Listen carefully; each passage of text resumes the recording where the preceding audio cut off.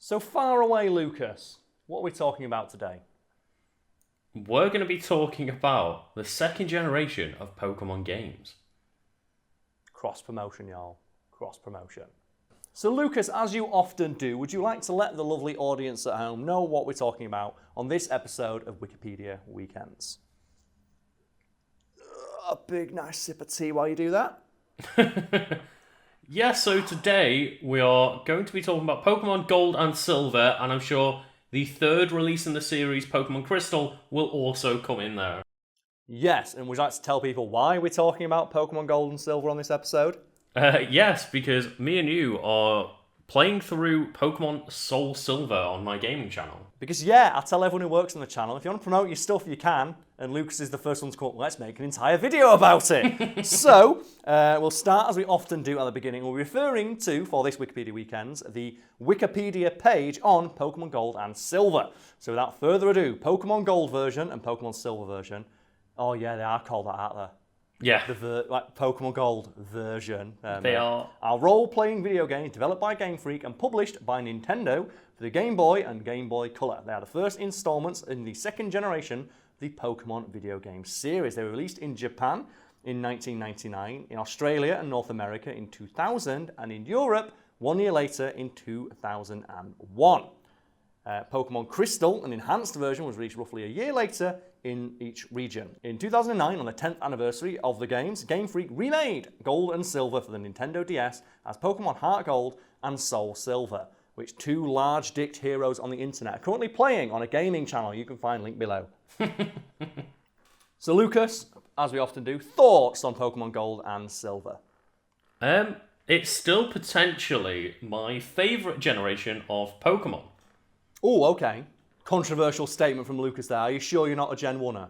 I'm definitely not a Gen 1er, I will tell you that. You're not a Gen 1er. Do you not like it, the first generation, when Pokemon was completely broken and nothing worked? And like the most powerful Pokemon in the game was Tauros and Alakazam. Yeah. Because like the special system was completely utterly fucking broken. It was. If people are wondering what we're talking about, yeah, the first generation of Pokemon was famously broken, and I think nothing sums that up more than the move Focus Energy, which is supposed to increase the Pokemon using its chance of scoring a critical hit. But in Pokemon Red and Blue, for whatever reason, actually reduced your chance of getting a critical hit to 0 for no particular reason. It did the exact opposite thing of what it told you it would do. Yeah, and then there's a load of other stuff that's too complicated and boring to get into now. But I think, have we mentioned before that old criticism, like those Gen 1er fans that sort of like, oh man, the Pokemon designs today are so lazy. I wish they could go back to what they were back in Generation 1 when they were good, like pile of muck or a snake or some eggs. But anyway, the introduction continues. The game introduces 100 new species of Pokemon and follows the progress of the central character, whose name the player may choose. Both games are independent of each other, but feature largely the same plot, while both can be played separately. It is necessary to trade between these games and their predecessors in order to fully complete the game's Pokédex. Oh, remember when that was a thing? I mean, it basically still is now. I can't believe they still get away with selling two versions of basically the same game. Oh, it's great, isn't it? What my favourite thing about it, though, isn't it in Japan, gotta catch 'em all isn't a thing? Wait, really? Yeah, gotta catch 'em all. Like, you can look this up when you edit the video, but I believe in Japan, gotta catch 'em all is not a thing to do with Pokemon. It's something they came up with a Western adaptation, which is why Japanese fans don't get why American fans are so pissed off they can't have all the Pokemon, because it's never been a thing. It's just catch the ones you want. Oh, wow. Like, completing the Pokédex has never really been the point of the games in Japan. Like, gotta catch up is not a thing over there. But over here, it's the main point. Yeah, and like the amount of salty-ass people like, what do you mean I can't complete my Pokédex? What do you mean I can't have the 50 different bird types that all have the exact same stats and look shit? Oh, God, man, was that... I don't think I've ever turned around harder on a public relations issue in regards to a company, harder than I did with like the Pokemon Sword and Shield like backlash with massive air quotes. And if people aren't familiar with this, for Pokemon Sword and Shield, the latest releases in the Pokemon series, they just basically came out and went, look, we can't put every Pokemon anymore. There's like 1,000 of them. So we're going to put a reduced number of Pokemon in, and people were really, really mad about this, myself included, up until I saw how mad people got and how that manifested, and just how entitled and shitty fans were being. And then they go, you know what? No, I want to release updates that take Pokemon out. I want them to do whatever they can to piss off that segment of the fan base. The fan base that was sending like fucking death threats to Game Freak developers for not having all the Pokemon in. Because I can't have my perfectly EV trained legendaries, whatever the fuck. Anyway, the introduction continues. Pokemon Gold and Silver were critically acclaimed upon release. They're considered by some to be the best games of the entire series. Lucas included, it would seem, as well as some of the 5th generation of console gaming's most significant titles. They continued the enormous success of Pokemon Red and Blue, as Pokemon began to form into, and I quote, a multi-billion-dollar enterprise. Yeah, that's right. Yeah, I can see that. And then following that, we have several sections we can delve into, Lucas, and I'm going to let you choose. We have gameplay, plot, development, release, reception, and legacy. Well, it's definitely not plot, I'll tell you that, Karl. No one gives a fuck. And I will point out that gameplay does include new additions to the series. So that might be interesting to see what new additions were later immediately taken out. So no one needs to know about the gameplay specifically of Pokemon, but let's go on to the subheading of gameplay, which is simply new features. While Pokemon Gold and Silver retains the basic mechanics of capturing, battling, and evolving Pokemon introduced in Red and Blue, new features were added. So Lucas, I'm going to go through these features and you tell me which ones of them were later removed in games. Okay. So we have here, a time system was introduced using a real-time internal clock that keeps track of the current time and day of the week. So that one was taken out for a while and then put back in and taken out and put back in, and it's now in the game. But you can mess around with the Switch's internal clock and just make it whatever time you want. You can literally make it rain whenever you want in Pokemon by just changing the time. So yeah, that was taken. I also like as well where that internal battery only lasted 10 years. I know I'm saying only lasted 10 years because Pokemon is a franchise that's popular to this day, and those games are still played to this day. Go check out Lucas' channel, see us doing that exact thing. And after a while, that battery dies, meaning the game can no longer be played because it requires that internal clock, which led to a cottage industry of people who would perform surgery on your Pokemon Gold and Silver cards to replace the battery. Yeah, so I've not done this surgery, but I remember I had a complete Pokedex, including like Mew and Celebi, on Pokemon Crystal. And one day, I just went, you know what? Let's go back and revisit this game. Turned it on, and it was like, what do you mean? I've got no save file. oh, no! Yeah. Oh, lost it in was the just ether. gone. So you have to perform, like you have to open up the cartridge and replace the battery. And I think only Nintendo have this problem of, oh, this thing that you made literally over a decade plus ago isn't working anymore. Fix it. Yeah. Because you have like, what is it, GameCube controllers are still used today on the Switch. Mm-hmm. How many generations? So we've had the GameCube, then the Wii, then there was the Wii U, and then the Switch. Yeah, so that's... So there's 2 entire generations of consoles between the GameCube and the Switch, and Nintendo still get complained at for make more GameCube controllers. And that might not sound like much, but that's like 19 years. Yeah, 20 fucking years later, what do you mean my GameCube controller doesn't work anymore? You've had it for 20 years. What other consumer device can you even expect to last, to still be functional at that point, let alone be able to function with a degree of accuracy and finesse as a GameCube controller? Anyway, new items were added with some design to exploit a new mechanic, Pokemon being able to hold items. So that's still in the game, yes? Yeah, that's a big mechanic in the games nowadays. A new type of item able to be held was the berry. So that's still introduced, yes? Yes, still there. yeah, that is, yeah. I know that they are, but just for people who are wondering. More specialised Pokeballs were introduced, which make Pokemon catching easier in certain situations. So that's still a mechanic, yes? Yes, that is, and that's actually been expanded upon over time, and there's a cavalcade of Pokeballs you can collect. Yeah, and I'm not sure if you do this, Lucas, but I like to make sure that my main team that I have all have different Pokeballs. I like to try to do that, yeah. So I will go out of my way to ensure, even if like using like a heavy ball, I'll use it to catch something maybe it's not designed to catch, just so I can have that unique Pokeball. Yeah. So when you go to the Pokemon Center and they put them all up, it's like, yeah, look at my fucking collection of Pokeballs. That sounds super fucking lame, and I'll admit that it is, but it makes me happy when I see it. Yeah. It's like, oh man, is there anything more baller though than catching just a regular Pokemon in a Master Ball? Yeah. Like, there's nothing more baller than that, is there? I'm gonna send out my fucking Pidgey in its Master Ball. Oh god. Because inside the Pokeball is where the Pokemon live. Like Master Ball's like a fucking mansion. That's like the Probably, penthouse suite of Pokeballs. It's like, yeah, these Pidgeys living large.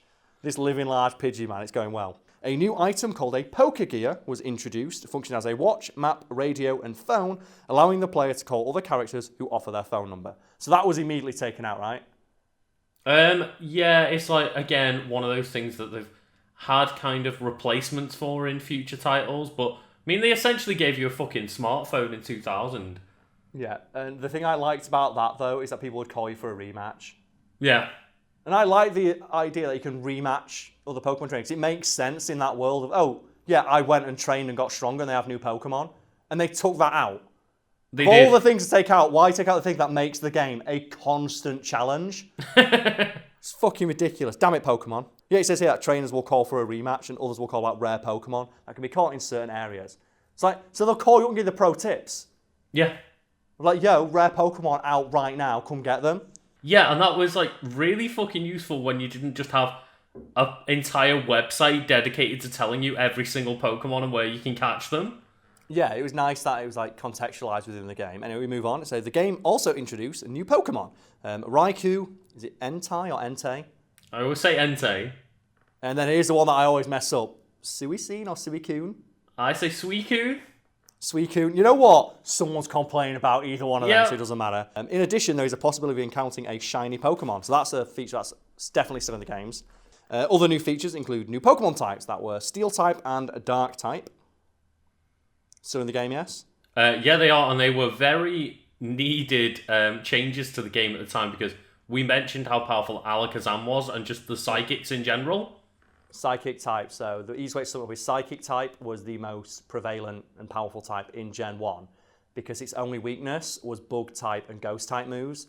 The only Bug type move in the game that did any damage was like Twin Needle, which did 40 damage. Yeah. And then another one, then Lick, which was a Ghost type move that had 20 damage. So they basically had nothing that could do super Yeah. effective damage against them. Nothing could hurt Psychic types, making them basically indestructible. And it says here, there. So also as well, the introduction of Pokemon breeding. Oh, God. oh yeah. That's still in the game. That most Oh, God. certainly is. It's like, how bad was it though when you take your Pokemon to breed it and then they'd level it up and they'd say, oh, it learned a new move. We got rid of your best move. It's like, no! Like, do you know what they should have introduced for that? The option to slap the fucking daycare man. Your Pokemon learned a new move and I didn't say no. It's like, fuck you. Oh, God. Getting rid of my fucking Hyper Beam, you bitch. Damn it. So that's the new features introduced. So there's a couple of ones, but like, yeah, Pokemon is really bad for like introducing new features and then immediately taking them away. Hello, Z moves and Mega Evolutions. Okay, so development. Gold and Silver were first publicly showcased at the 1997 Nintendo Space World Expo in Japan, becoming the most popular exhibit at the program. Yeah, no shit. New Pokemon game caused big hype. Who'da thunk it? The new titles were announced to be more than a small upgrade to Pokemon Red and Blue. Instead, they would feature a new storyline, new world, new species of Pokemon. They were designed for the Game Boy Color, allowing them full color support and more detailed sprites. Other additions shown included the held items, the in-game gadgets, backwards compatibility with previous games in the series. And have you seen like images and features from like that 1997 demo where it was so different? I have not, so Lucas, explain. So there's just basically images and leaks that came out only a couple of years ago that were the beta of Pokemon Gold and Silver, and there was genuine like massive changes in Pokemon designs, including Pokemon that just straight up weren't in the final game. Yeah, I've heard there's a lot of lost Pokemon. Like there's even a really great Twitter page dedicated to here are lost Pokemon that no longer exist. Like here, ones that were left on the cutting room floor, as it were. So we have here, during an ABC interview, President of Creatures Inc., oh fuck's sake, Tsunekazu Ishihara, I hope I got that correctly, gave insight into the brainstorming process for developing new Pokemon species. So I'm actually intrigued about this myself, so let's go straight on. Yeah. He explained the ideas for each of these monsters came from the imaginations of the software developers at Game Freak, who got these ideas from their childhood experiences, including from reading manga, the names for Japanese comic books. Ideas came from scary experiences they had as kids, catching insects and so forth. So from these experiences in childhood, these ideas for Pokemon came out. And that's like a really famous thing about Pokemon. It was famously inspired by the original creator habit of a kid of catching and cataloguing insects. Yeah, he was just a genuine bug catcher and wanted to recreate the feeling and experience of that in a video game. And then finding and being excited to find something new and interesting, and then capturing it, and then learning all about it, and then watching it grow and function, and just studying it basically. So yeah, huge nerd resulted in Pokemon, and news, I know. And then that quote about them being inspired by childhood experiences reminds me of that really famous story from Shigeru Miyamoto, where chain chomps in Mario were directly inspired by just a big-ass dog that would chase him as a kid. Yeah. So people wondering, like, chain chomps in Mario, like, these really super aggressive giant balls, like literal balls of teeth made of iron, who will constantly try and chomp at Mario's ass. Inspired by just a big dog on a chain that scared the shit out of Miyamoto as a kid. And I love stuff like that, it's great. And then some other stuff about various things I did to promote the game in the lead up to its release. But the only thing that matters about the development is this one bit here, and that is programmer Shigeki Morimoto stated that part of why development took 3.5 years was due to being a small team of only 4 programmers.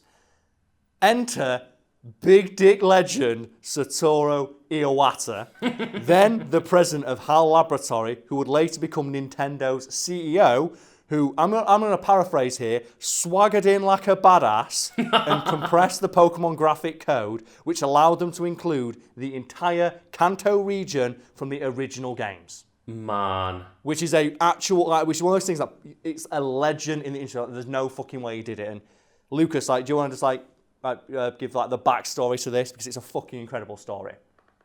I mean, yeah, it was just essentially that Iwata was such a good programmer that he was just, man, I'm going to optimize the shit out of your game code.